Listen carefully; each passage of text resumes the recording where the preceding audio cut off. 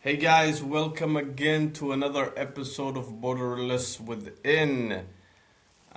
This is the space where we talk about identity, belonging, and the questions that shape our society today. And I'm your host, Ahmed Abdi, the author of Between Nations Within Myself. And today we have a very special guest. She is a Thank you. dental hygienist, international speaker, and a leading voice in the future of oral healthcare. Originally Ethiopian and raised in Saudi Arabia, her journey has taken her across the UK and the UAE, where she has built her career over the past 14 years. She holds a bachelor degree in dental hygiene and master's in healthcare management, driven by a vision uh, to elevate the role of dental hygienists globally. As president of the Emirates Dental Hygienists Club and delegate at the International Federation of Dental Hygienists, she connects with professionals worldwide, bringing a global perspective to her work. Welcome and welcome a lot, Hanan Abdalla, to Thank you my so little much. corner. How do you feel today? I feel good. I like the topic. It's just something that we didn't really, I think, speak enough about it. And Mm, when you told me that we want to talk about identity, we want to talk about, I was like, wow, this maybe this, I never talked about it publicly. Well, I always discuss it with my family, friends. But thank you for having me. absolutely. We will dive into that subject Okay. definitely. I think that it relates a lot with where you are, etc. also. But before that, I think I will ask you the first question. Who's Hanan? My name is Hanan Abdalla. I'm born and raised in Saudi Arabia. I'm Ethiopian. I'm a mother. I have two kids. I live in UAE. I'm passionate about what I'm doing. Thank you for the introductions. I love my job. I'm always passionate. Um, I think my personality, I'm always passionate for everything that I do actually, and I love to challenge myself in any difficulties. And part of it as dental hygienist is not an easy job in terms of recognition. So it needed some kind of proving our profession. So that part of challenges that shaped me as well to go through that journey. Okay. I was thinking about because you lived across borders. In my book I talk a lot about I the whole book is named Between Borders, between Yeah. nations, between nations within myself, which is we are Yeah. so connected to where we live and so on. And you've been living across Ethiopia, Saudi Arabia, and Europe. Yeah. So you have three continents. Yes. Uh, and this is a question I usually ask the people who come to my platform. Where do you feel most at home? The feeling, the feeling of, or the definition of where, belonging. Like, where do you feel that, okay, this is where I feel at home? I feel like this is really like a long story to No, it's come okay. um, because I never lived in Ethiopia. That first of all, Mm, I born and grew up in Saudi Arabia, okay. and I always my home always been Saudi. Mm, I was in Riyadh. Um, my childhood. I even remember when I was child at school, the teachers asked like the identity, for non-Saudis. mm, So she was asking anyone like, you need to bring your ID. you need to ask your parents. So they were doing the counting, and then they were standing all the non-Saudis. I was sitting down. I'm like, I'm Saudi. I didn't even know my Wow. myself. And Wow. then the teacher was like, Hanan Abdalla, you are non-Saudi. I'm like, no, I'm Saudi. What are you talking about? Wow. And then she said, no, you have an ID. We need to check your renewal ID. I went back home and I asked my mom, Mom, like, the teacher told me I'm not Saudi. Where I'm from? She said, you're Habasha. She was like, shocked me. What? What is that? Mm. Where is this? Even though my parents at home, they always speak our language, Mm. but I didn't register is like not being Saudi. Like we never talked about it. Where so I feel like in my heart, this is my home, you know, this is my country. I don't know anything else. Then I start to realize, okay, I'm not that, but still feel Saudi is home for me, Mm. always. Like Yes. I lived there until like I'm 23. Mm. But on the journey, of course, I start to see that I'm not Saudi, Mm. and you know, but still, it's home. It's, you know, the memories, your childhood, your friends, the school, the teachers. It shape you who you are because this only you know. And when I Mm. go, the first time I went to Ethiopia, I was 18 years old, and then I was so excited to go and see because even when I speak to my parents, you Ethiopian, how do you do these things? You know, we never say it like we. And even my parents, they see us as, okay, you are the Saudi child, you know? So they even differentiate us from them because they don't feel we are Of similar. course. Yes. We never experienced their life, you know? Yeah, yeah, yeah. Yeah. Wow. You know, So, yeah. it's crazy that you're giving a narrative from being an African or is an African, uh, having the feeling of the in between in the Middle East, because we feel the same way that you felt over here, because we grew up here, we born here, and we do not look like the other people, but at the Yeah. same time we do feel like this is part of home. We feel like you know, you cannot take that away from us. You cannot take Yeah. away the childhood memories from us, and that is part of home. That's why, you know, I usually say that, you know, it's feeling the home, you know, feeling home, or the feeling of belonging is something more internal, Yes. and there's I no totally believe way. that. Yeah, it's not structured to one country, to one place. It's like Space. Yeah. experiences and where we feel peace, you know, within ourselves, basically. Exactly. Exactly. Amazing, amazing. Okay, that means that you have been growing up between cultures, and before going in, because I want to talk about what you're doing today and where you are, but I still want to know, is like, during the time when you were in Saudi Arabia or in Riyadh, did you feel like, because if you had one culture at home, right? And then there's another Yes. culture outside. Did you feel Yes. like you had to choose between the cultures, or Um, uh, you know, like home is it's Ethiopian, you know. We always have the Ethiopian coffee, the mm, Ethiopian food. My parents yes, always speak the language, even though I only speak Arabic with my sisters. We have five sisters and one brother, so we big between family. us, yes, big family, and we all speak Arabic, even with our friends. And then the area where we used to live in our community as well.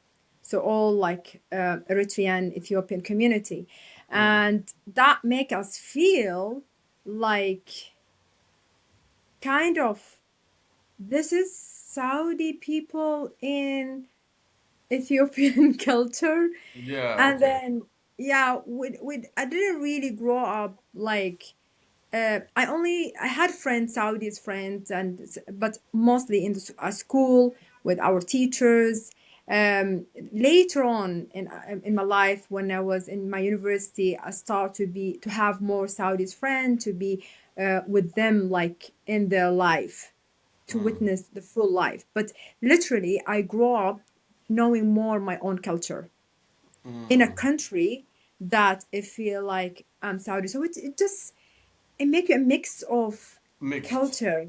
Yeah, so I speak like fluent Saudi accent, and whenever I meet any Saudi, the first thing is, oh, you're Saudi, you know.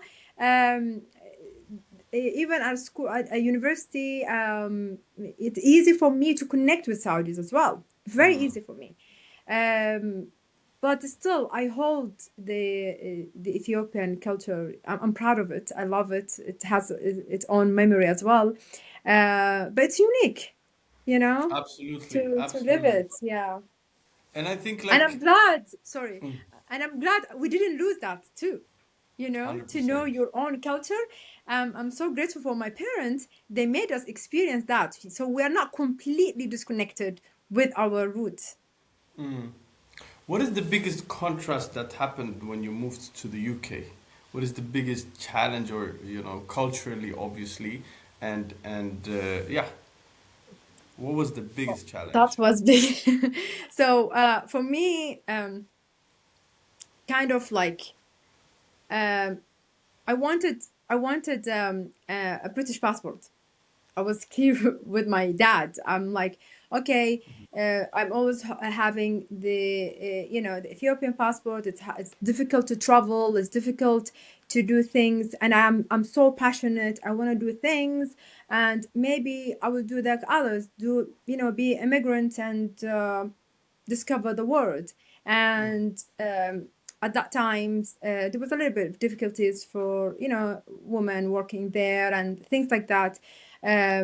So we see the movie, the life how it is, and we want to experience the other side of the world. And I never traveled in my life at that time.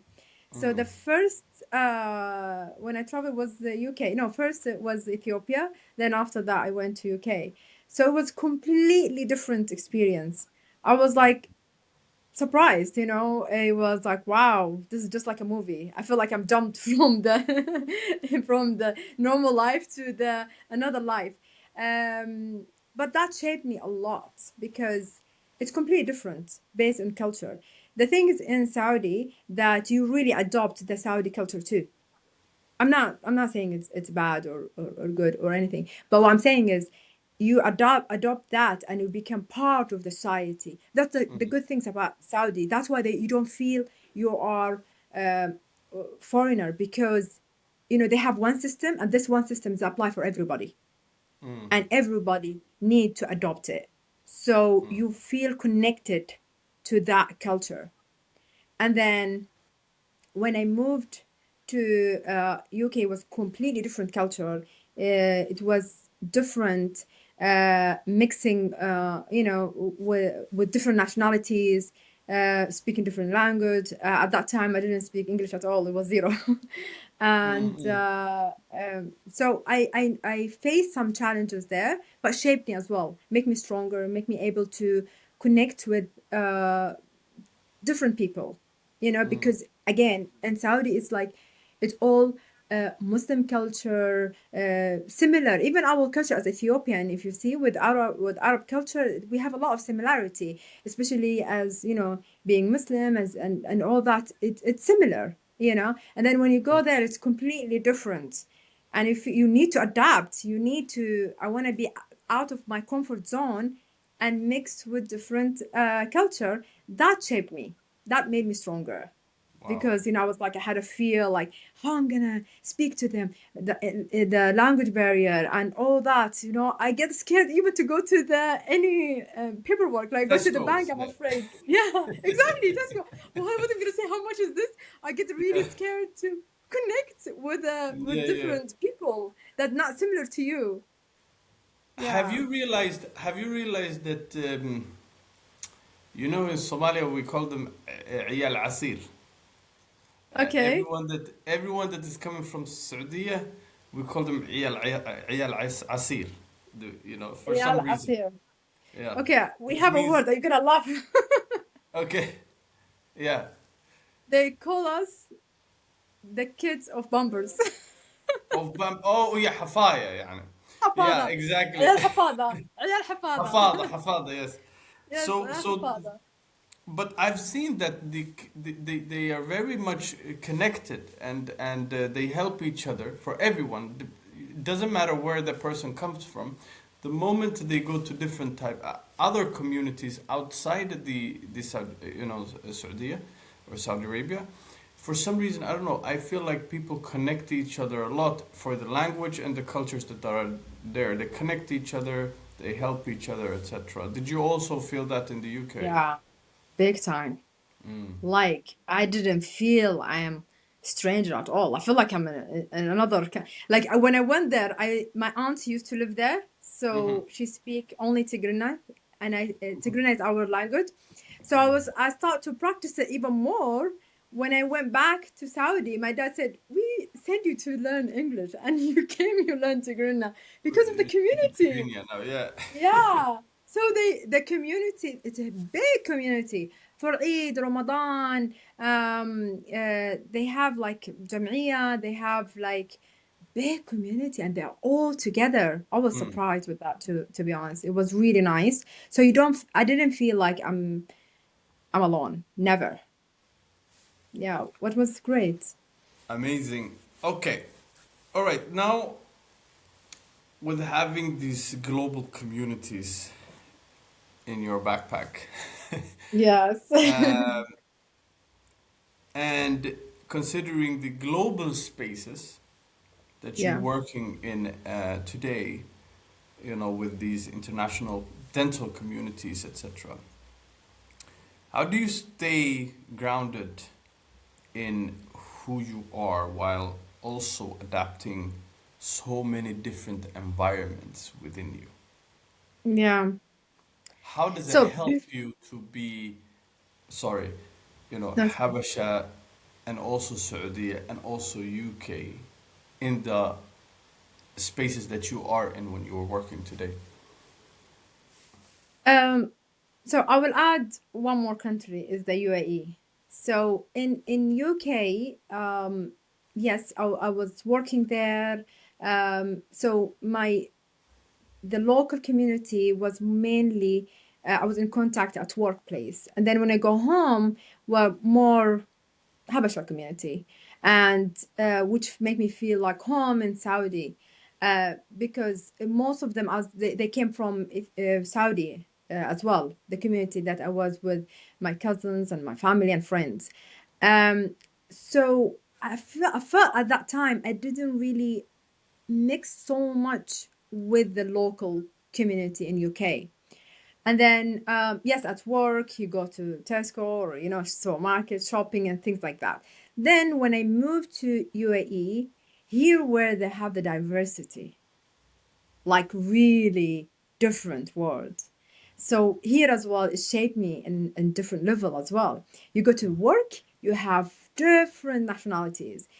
Your actual friends are different nationality because I didn't have that Ethiopian or Habesha community in UAE in one community. You need to mix, otherwise you can't survive. You need to mix with different nationality. You need to make everyone your friends, your family. So we built that here, and I built my family here, and so that really shaped me to be open with with the world and I need to adapt that without losing myself. You know, the nice things about here, everyone live peacefully. That you can be who you are. You don't need to change your identity, and everyone is accepted. So that give you like a safe space. You are not really concerned. Oh, what they're gonna say? Maybe I need to adapt because on one table it could be like 10 nationality. Literally, if we got dinner, like so everyone came with their international background. Nobody's ashamed. because we're all different. So we bring it in a very nice way that gave me confidence. So whenever I travel after UAE, I feel like I'm so confident. I feel like I'm grounded. So when I go to international conference or giving a speech to different nationality, different people, I feel so grounded with myself that I don't have that fear anymore. I don't need to prove myself who I am because I know who I am now. And yeah, I'm so grateful for this. You know, it's amazing because I've been living in Dubai myself, and Yeah. I must say that people do not realize how diverse Dubai is and the Yes. UAE in general. It's very diverse, and that will allow you to speak of where you come from and where you grew up, etc. And you know, when when the majority of the country that you live in is more than and you really are a minority, it does something to you. Uh, Yes.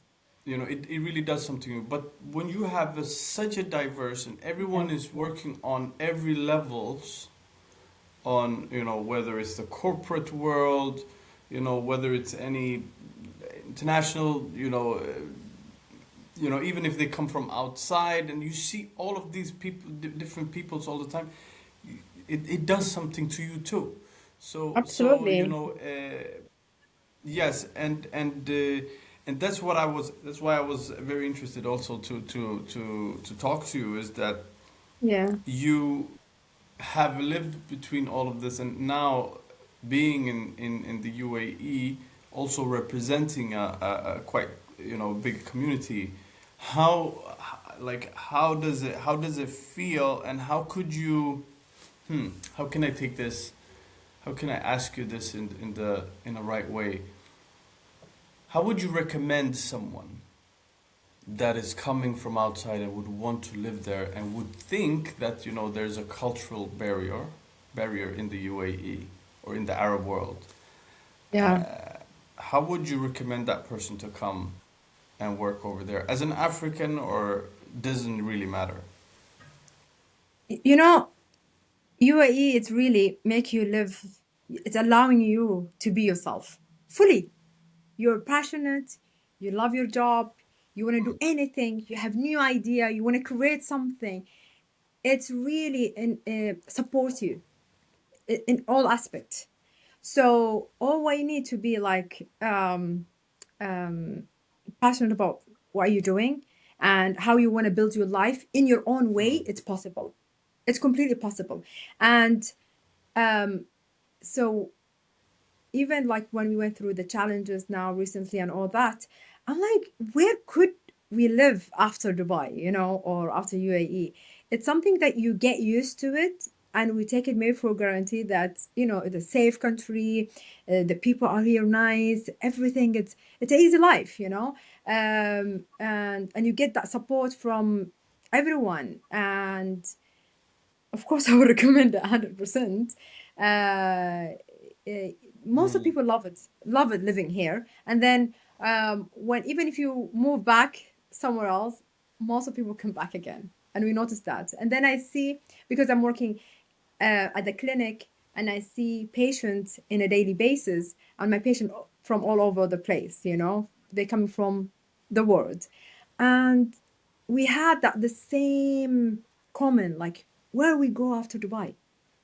That is the big word. Like, we get used to it.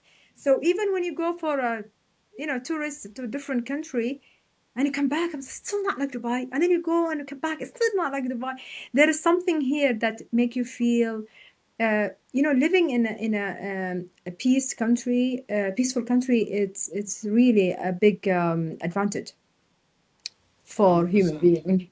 And 100%. not only that, they really give you opportunity to be who you are. They allow you to be creative in your own life. You can shape your life exactly how you want it. It's very easy to be who you are.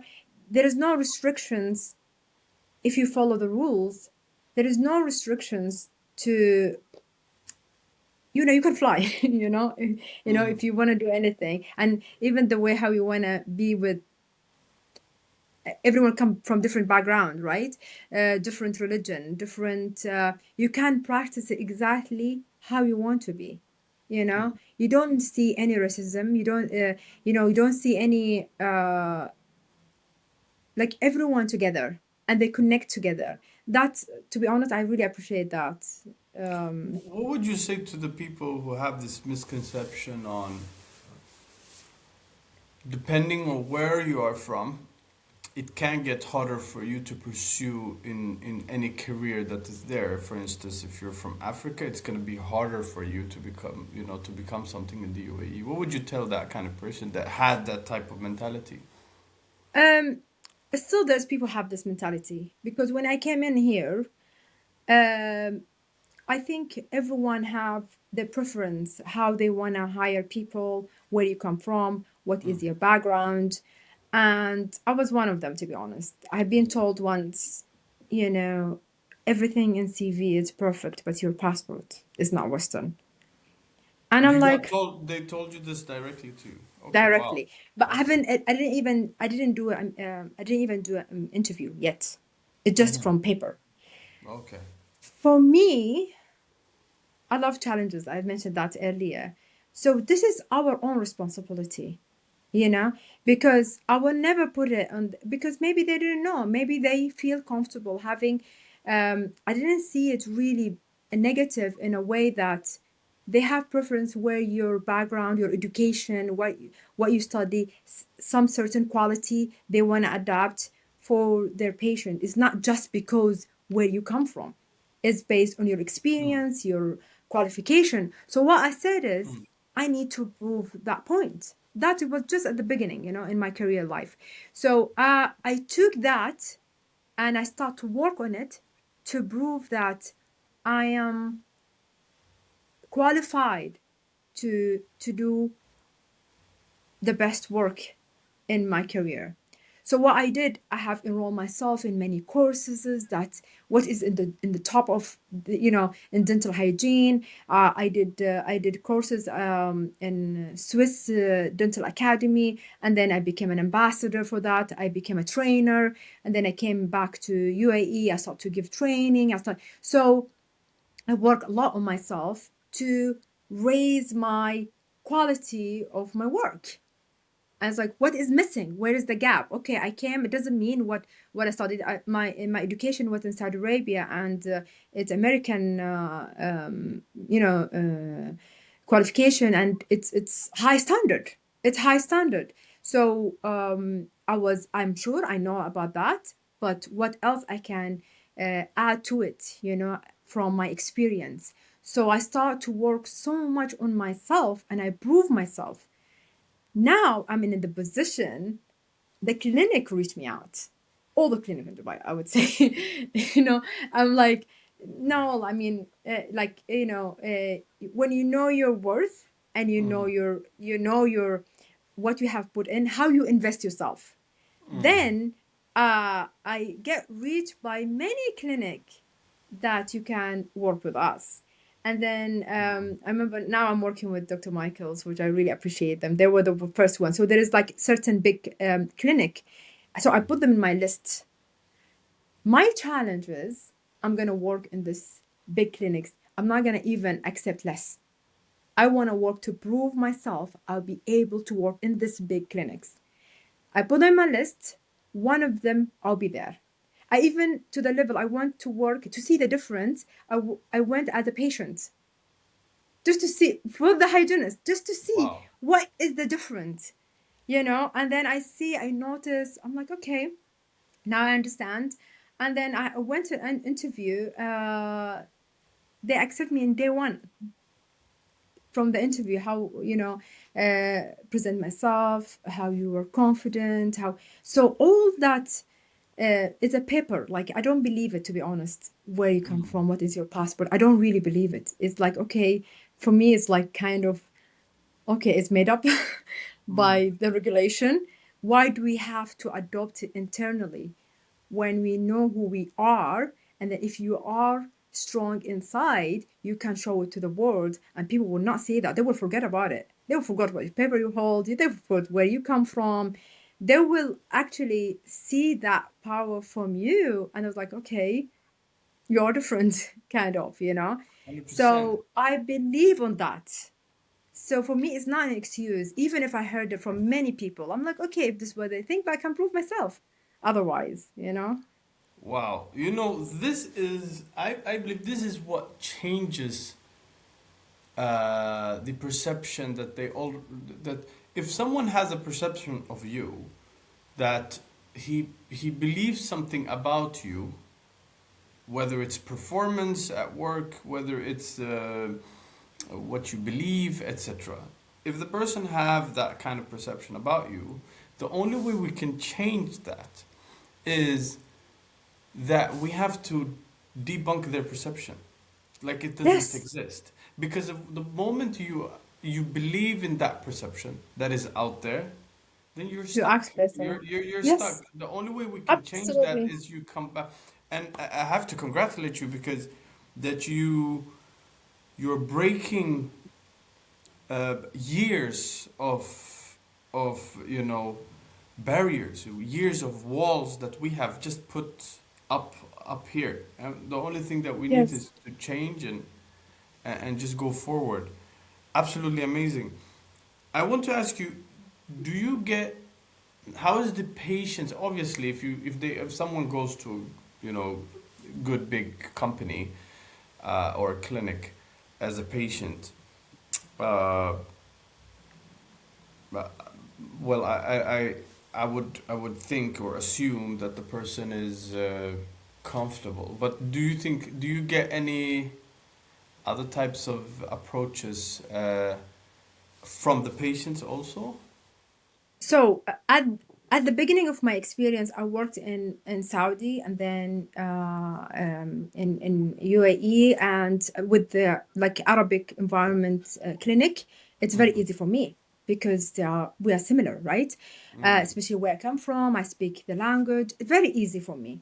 Then I switched to the more international. The clinic I work at Swedish clinic, and the Oh, patients okay. are yeah, it is actually.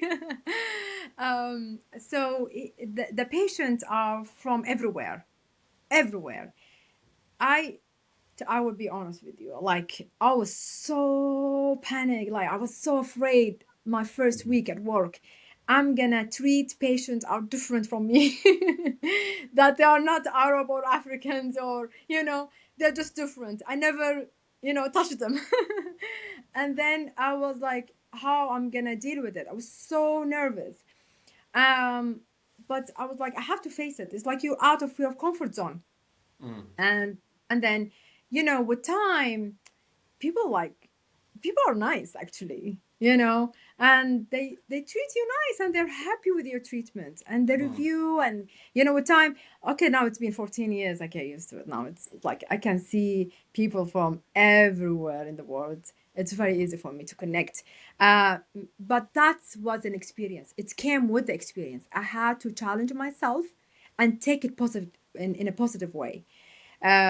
So I try to connect with them and kind of like each patient is different from literally from you see Brazilian, you will see Australian, you will see people from Ireland, you see people from Africa, you see literally the diversity there. It's massive.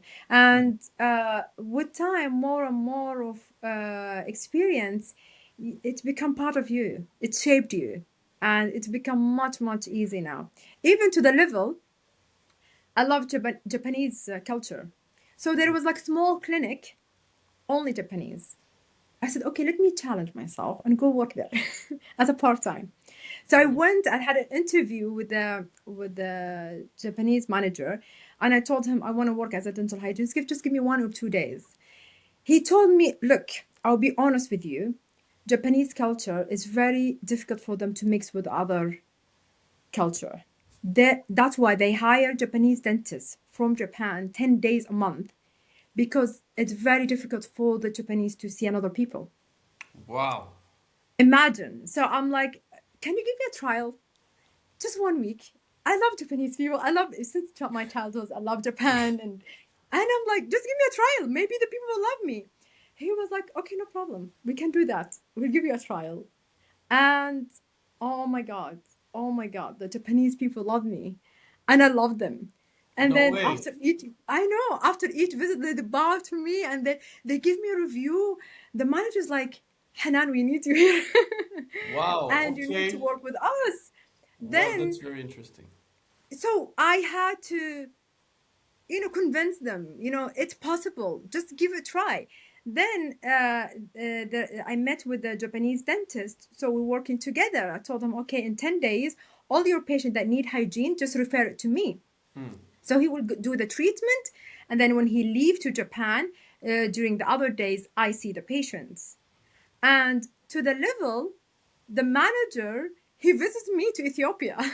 No.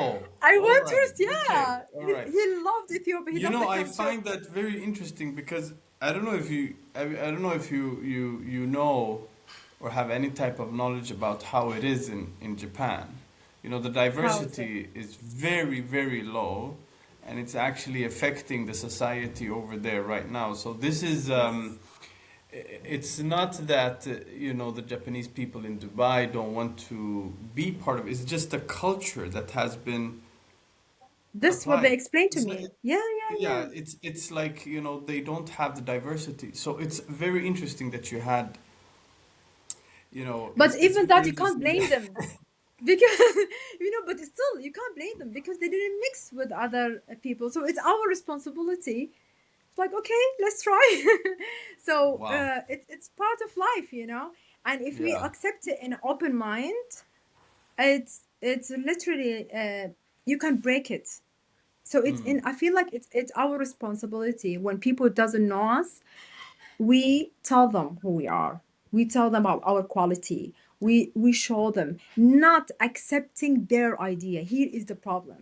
When we believe what they think about us, and we believe it, and we act based on that, we prove them this way as well, that we are not 100%. enough, or we are not good, or we are not. So we need to change that perception, because they don't know. If they don't know, how we blame them, or we tell them how dare they do this, or how they being like that. No, we need to show them the other side of who we are. Actually, we just show them who we are and prove it instead of hiding. But because of fear, because we feel like we are not, if we think that we are not enough in this world, or we are not good, we're gonna act based on that. Our behavior is gonna be based on that, and we just confirm what they're thinking or what they're seeing. 100%. And we are coming to our end. It's like we could, I think Yeah, we could talk for so long about this. I know. But Yes. you know, you're talking about something very important, and the drive and the patience, you know, through times of pain and challenges. Hmm. How do you think you would recommend someone who is out there, uh, have dreams, want to pursue their career, but they are in the brink of breaking into pieces? You know what I'm talking about. Yes, yes, yes, yes. Just in the brink of just like, okay, I cannot do this anymore. What would you say to Yeah. that person? The pain and the challenges, I think they are gifts from God, you know? And then the first thing, if we start to see it as a gift and how I should go through it, not prevent myself or take it as a pain, that will make us grow level by level. And so any hardship in our life is to make us better. So either we stuck on that hardship or that pain, we're gonna stuck there for forever because we didn't learn from it, or we take it as it's something that I need to work on it. And the more you just break it down, you're still gonna have bigger challenge after that. It's a bigger challenge because this is life, and every challenge, if we see it, it's a improvement to level up and evolve as who you are. You will appreciate all of it, all of it. and then you will reach to the high levels. Like, I will never able to reach there if I didn't go through it and finish all that. It's like, school, like you will, you move up and you have tests and exam, and if you didn't pass, you will be same grade all the time, right? You need to pass the exam to move up. It's the same. This is life. And I see it is just how the universe it works. Is this is the rules in the law, and then we just take it and work on it, and this is how we improve ourselves. Wow, Hanan Abdullah, thank you so much. This was an Thank amazing you so much. interview. I wish you Thank well you. and I really keep on appreciate. going. I'll see Thank you you. even further up, inshallah. Inshallah, inshallah. Thank you so much. I really Thank you for appreciate it. I really coming. enjoyed this. It was I'm really very honored. nice. I'm very Thank honored. you. Thank you. Take care of yourself, okay? You too. Thank you. Bye. مع السلامة. Bye.